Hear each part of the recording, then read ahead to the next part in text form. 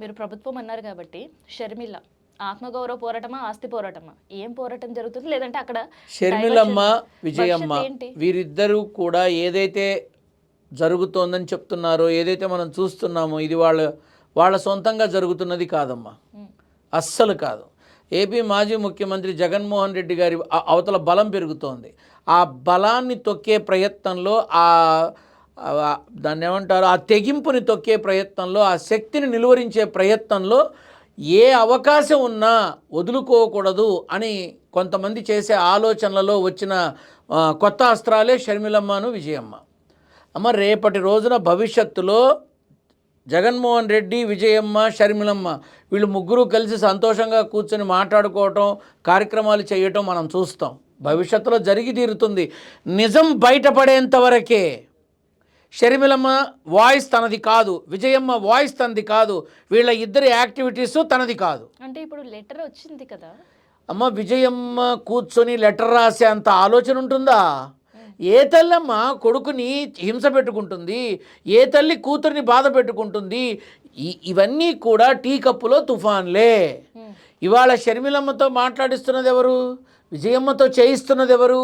వీళ్ళు రేపు బయటకు వచ్చిన తర్వాత అసలు విషయాలు బయటపడితే వాళ్ళ బ్రతుకులేంటి? వీళ్ళంతా ఈ క్షణం నుంచే ఒంటికాలు తపస్సు చేయాలి. 2029లో జగన్మోహన్ రెడ్డి గారు ముఖ్యమంత్రి కాకూడదు అని ఇప్పటి నుంచే చెయ్యాలి. సక్సెస్ అవుతారా ఎవరు? తపస్సు చేసేవాళ్ళు. అప్పుడు చెప్తా అవుతారో లేదో, కానీ తపస్సు మాత్రం చెయ్యాలి. లేకపోతే చాలా కష్టం. నీచుడు, దుర్మార్గుడు, ఆర్థిక నేరగాడు, భూబకాసురుడు అని ఇన్ని మాటలు మాట్లాడుతున్నారు వీళ్ళేదో కానట్టు. అరే, జగన్మోహన్ రెడ్డి గారు ఉగాది రోజునాడు పంచాంగ శ్రవణం అప్పుడు వాళ్ళందరితో చక్కగా శాస్త్రీయ సాంప్రదాయబద్ధమైనటువంటి వ్యవహార శైలిలో ఆయన ఉంటే, దాన్ని కొంతమంది డిబేట్లు పెట్టి మరీ మాట్లాడి ఆయన ఆహార్యాన్ని తప్పుపడుతున్నారు. ఎంతవరకు ధర్మం? మాట్లాడచ్చా? మరి చంద్రబాబు నాయుడు గారు శాంతాక్లౌజ్ డ్రెస్ వేసుకొని అందరితో సరదాగా ఉన్నారు అంటే, మరి ఇప్పుడు ఆయన ఏం చేశారు? బైబిల్ పుస్తకం పట్టుకొని బైబిల్లో ఉన్నటువంటి కొన్ని వ్యాఖ్యల్ని 10 మందికి చెప్పారు. మరి దాన్ని ఏమంటారు? అంటే మీ నాయకుడు చేస్తే సంసారం, ఇతరులు చేస్తే వ్యభిచారమా? ఒక్కసారి నేను అందరికీ తెలియపరిచేది ఏంటంటే, ప్రభుత్వం మాది అన్న ఆలోచనతో ఏది పడితే అది మాట్లాడితే రేపు వీపు విమానం మూత కాదమ్మా, అది ఇక్రిషాట్లో ఎగిరే రాకెట్ మూత పేలుతుంది అది. కాబట్టి ఇక్కడ నేను చెప్పేది ఏంటంటే, ఒక వ్యక్తిని నిలువరించడానికి 3 పార్టీలు ఏకమయ్యాయి. ఒక వ్యక్తిని అధఃపాతాళానికి తొక్కటానికి కేంద్ర సాయాన్ని కోరాయి.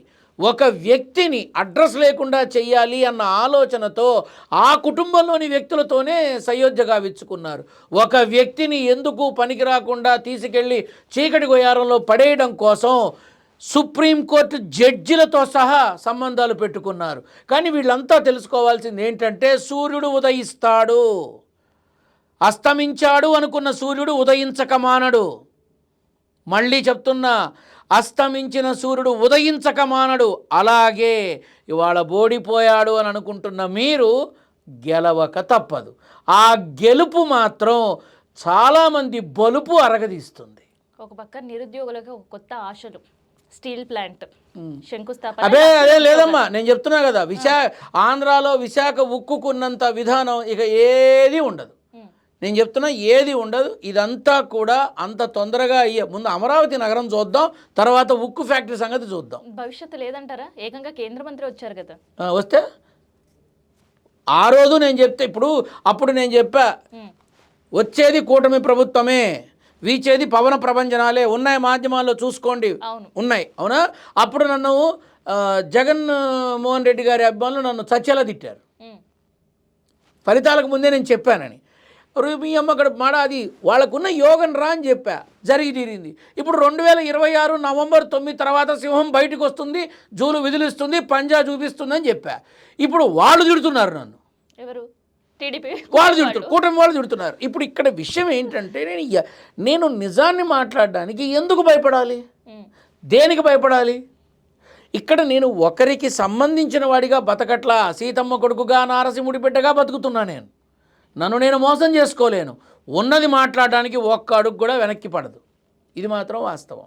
కాబట్టి ఇక్కడ వచ్చేటటువంటి సంస్కరణలు కానీ సదస్సులు కానీ ఏవైతే ఉన్నాయో ఈ పక్కన పెట్టి అమరావతి మొన్న ఎవరో అన్నారు అమరావతి హైదరాబాద్కి ధీటుగా. నా పిండాకుడు హైదరాబాదు ఇంకో 20 ఏళ్లలో ఇంకా పైకి వెళ్తుంది, అమరావతి అప్పుడు గ్రౌండ్ ఫ్లోర్కి వస్తుంది.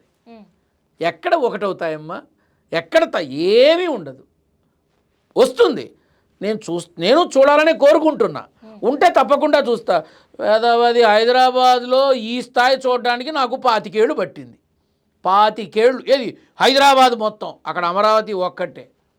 దాన్ని పెంచే క్రమంలో విజయవాడ, గుంటూరు, తెనాలి, మంగళగిరి అన్నీ కలిపి ఓ పెద్ద VGTMగా చేసి ఏదో చేద్దాం అనుకుంటున్నారు. కానీ ఎందుకమ్మా